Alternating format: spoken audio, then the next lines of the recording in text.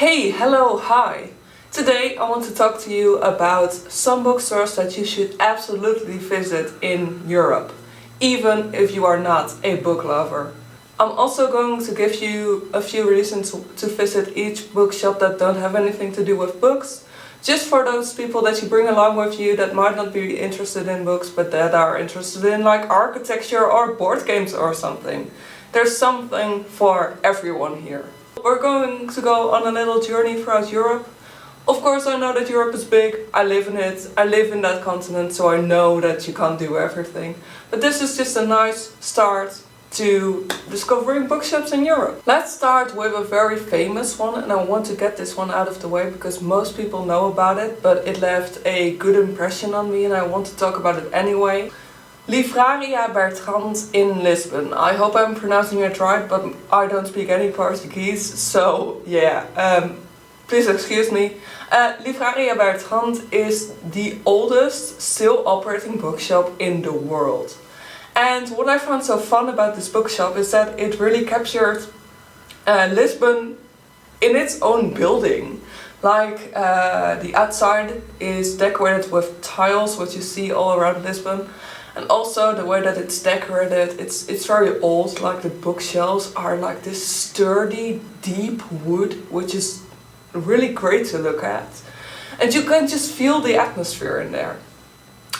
One thing that I will say for each and every one of these bookstores, it depends on how much English literature they've got there. Some have got like literally a few, for example this one in Lisbon. I didn't buy a single book there because simply they didn't have a lot of English books there. It's also very well located. It's located near some shops that I absolutely love. And near to it is a square, which is also lovely to visit. If you speak Portuguese, then maybe the books in there are pretty good. I don't know because, well, there weren't many English books, so I couldn't really figure out if their selection was great. But it's just a fun thing to see in the city. Let's go to Berlin. And in Berlin I want to talk about Dussmann das Kulturkaufhaus. And this is a great one if you like English books. Basically, Dussmann das Kulturkaufhaus is separated into two parts. You've got the German shop, which is absolutely huge. They also have a separate English shop. It's not that big, but it's really good at what it does. It has a lovely layout of a red inside, and also the staircase in there is wonderful. And it's also really, really quiet.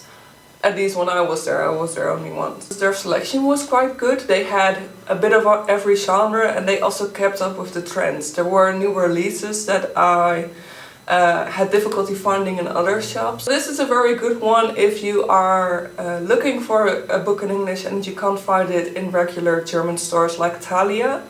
Because they usually have got a bit of a crappy section of English, but if you go to Dussmann das Kulturkaufhaus, the selection is better and they have much more. I also definitely just recommend going into the big shop to see what they have. Also because all the bookish items that they sell that aren't books are in there. So if you want like a bookmark or like a mug with a bookish quote, you can find it in the bigger store, which is nearby. Reasons to go there if you are not a book lover. They do lots of other things, as I told you, which are maybe interested to check out if you aren't a book lover. So maybe if you want to get a present for someone, the big bookstore of Dussmann would be a good recommendation to go there. I also want to talk about a few libraries. I know that libraries are a bit different because you obviously cannot buy a book there and you can't really bring it home anyways. Especially if you are a tourist and don't have a membership of the library itself. The first library I want to talk about is Stadtbibliothek Stuttgart. And obviously, as I said, this is located in Stuttgart, so we are again in Germany. This is such a wonderful building. Like, if you are not a book lover, you will enjoy this anyway because the building is stunning. In comparison to the other two, which are very historical buildings, especially the one in Lisbon, the library in Stuttgart is just completely new. But the way that they've done it is absolutely amazing. I took this picture here and this shows really well how they made use of the building, which is a square. Also, you can go on top of the building and enjoy the view of Stuttgart, which is lovely on a nice spring day such as this. I don't know the selection of the books in there. For example, if you want to read for like half an hour, I don't know if you could pick up an English book because I didn't check out their English section because I was just in there to enjoy the architecture.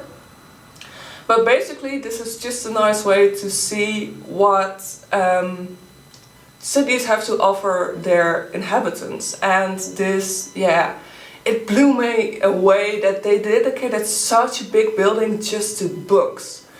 It's just a wonderful place to look at. Definitely also take those people with you who don't like books because the view is just amazing. It's a real good place to do some sightseeing in Stuttgart. Let's go to England. Let's talk about the Central Library in Liverpool. The Central Library in Liverpool has the biggest contrast in its architecture that I've ever seen with regards to being a library. Basically, it's not easy finding the old part of the library. You really have to ask for it or you have to know about it. Well, basically when you come into the library, it's all very new and very modern. If you look up to the ceiling, there's this huge, intricate sort of like glass ceiling and it's absolutely amazing. That's also like a good reason to visit the library anyway. If you go onto the first floor and then through some hallways, you've got the old part of the library. And this just, it feels like you're in a classical novel and it's so magical that you know that these books are preserved really well. I wish that they had a section where you could just buy a book because I wanted to buy a book from there, but yeah, it's a library so you can't. They've got this round study room with books all the way on the outer walls. It just looks amazing and it's definitely worth visiting. So for your non-book lovers out there, they can just look at the architecture and be absolutely amazed. You can also gather information about Liverpool there, so if you are a tourist and want to find out more, definitely go to the library. I want to talk about a bookshop that I visited a lot when I was a student. Because I studied in this city where the bookshop was at. I'm talking about Waanders in de Broeren in Zwolle. It is such a good example of doing something else with a building. This bookshop used to be a church and they kept most of the architecture that is present. They kept it visible for all the people to see. So for example, you've got a piece of the organ that's still there and you've got a piece at the back where there's now a restaurant, but you can clearly still enjoy the stained glass windows. And the most amazing part, especially me and my lover of cemeteries, they've got some bones built into the floor, which you can see through a glass panel, because it used to be a church. There's skeletons, which you can see beneath the floor in this bookstore. I must say that their selection in English literature is barely there. They've got some books, but I never bought a book there simply because their English selection is just very poor. Just come there for the building. That's what I would also say to people who are not book lovers. Come there for the building. If you like churches, you will love this bookstore.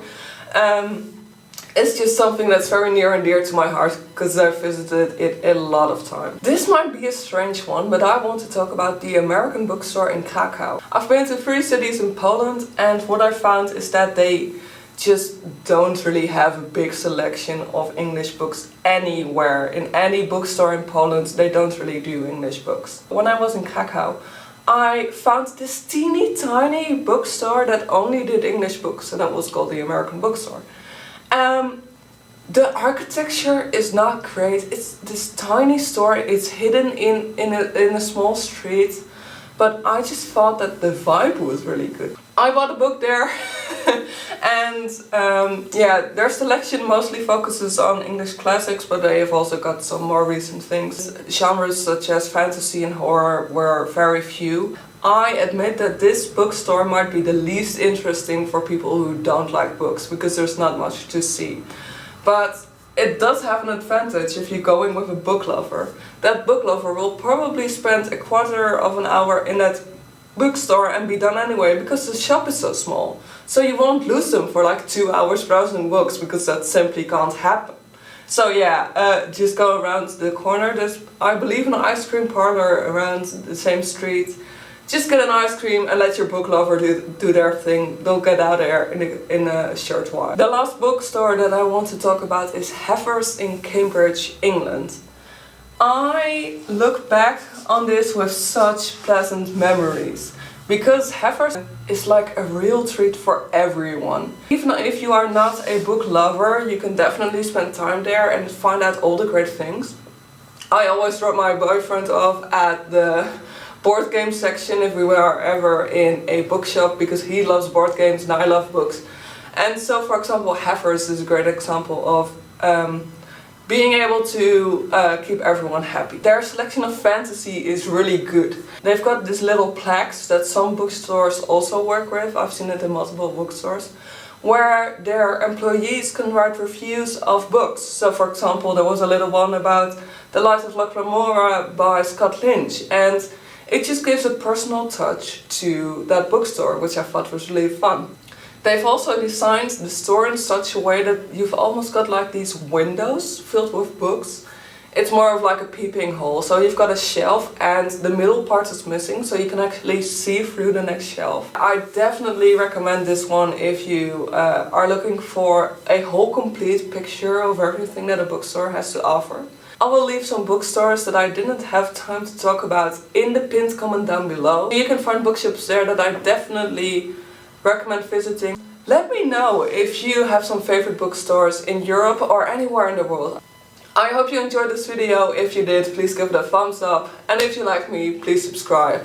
And I'll see you later. Bye!